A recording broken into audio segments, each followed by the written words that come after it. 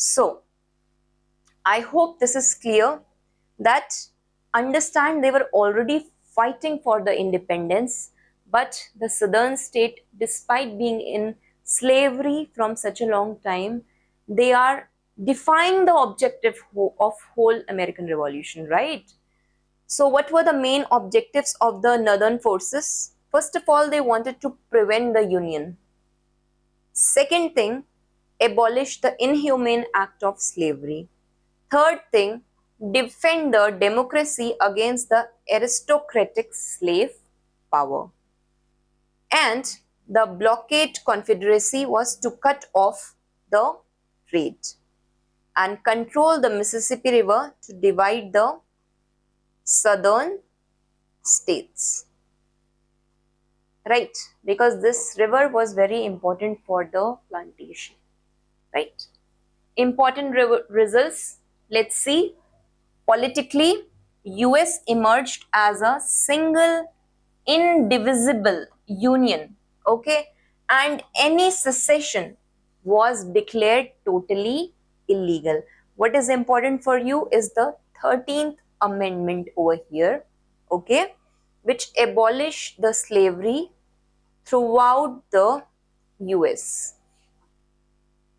Apart from this, it strengthened the federal government over the states, right? This was politically seen. Economically, it is said that it led to boost to northern industry and the capitalist system, right?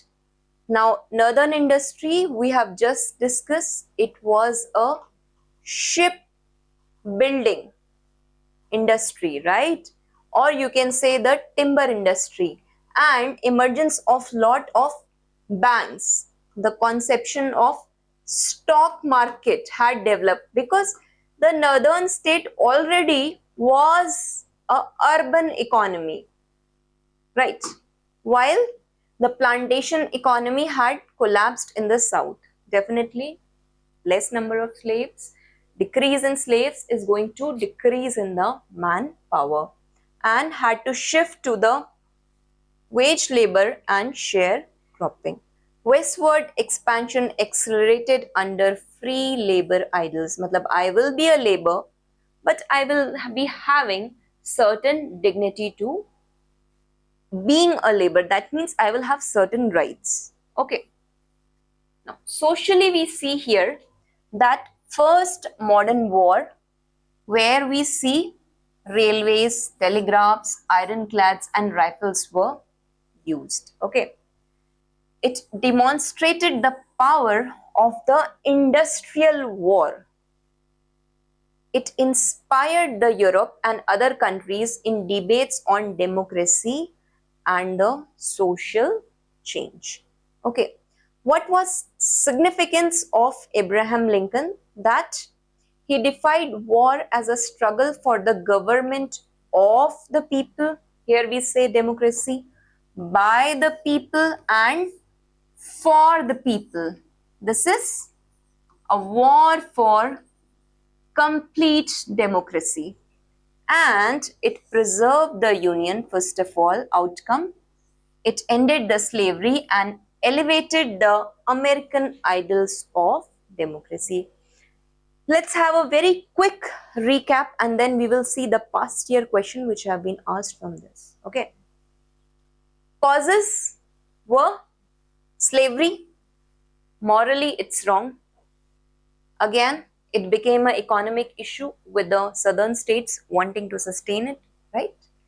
There were constitutional debates. What is a free state? They were discussing about this. There was a fear of the Republican Party. If they come up, they are going to end the slave trade. Sectional economic differences were there.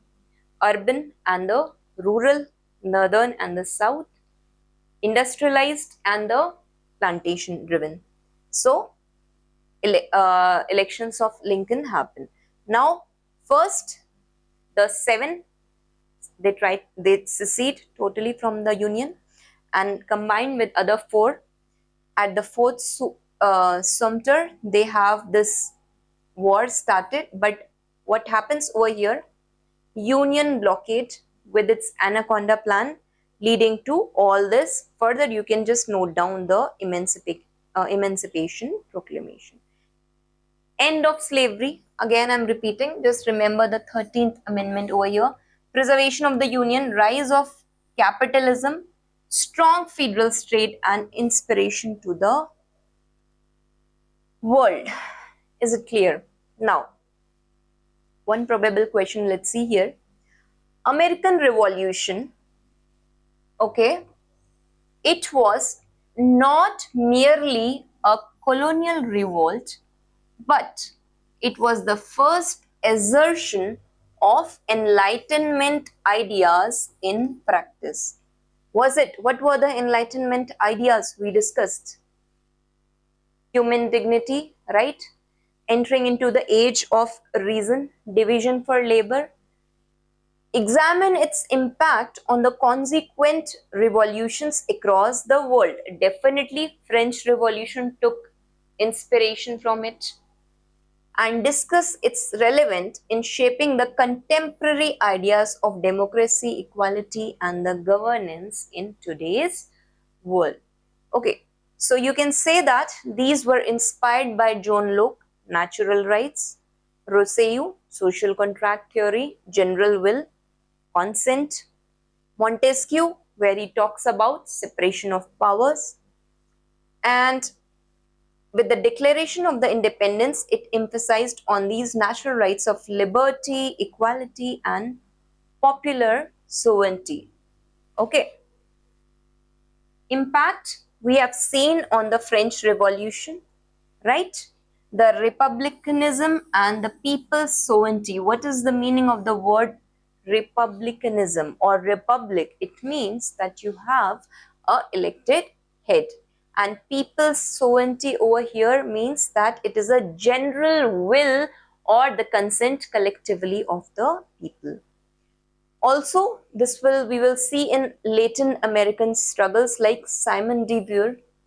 Okay, she was a feminist which invoked the self-determination against the Spanish rule, anti-colonial movement. Okay, now this is going to set a moral framework against the struggle in Asia and Africa. Also, in contemporary times, in India's constitution, right? India's constitution is a written constitution. We have picked this from US constitution. We have seen regular happening of the elections. We have seen rights-based governance. Okay, this is rooted in the American experience. Equality movements, you can see here, civil rights movement. I've just discussed about Rosa Parks, right? Gender justice, minority rights movement. Again, we get the ideas from there. Global principles, what do we see? Consent. It is the consent of the people. Justice, right? Accountability, which is reflected in the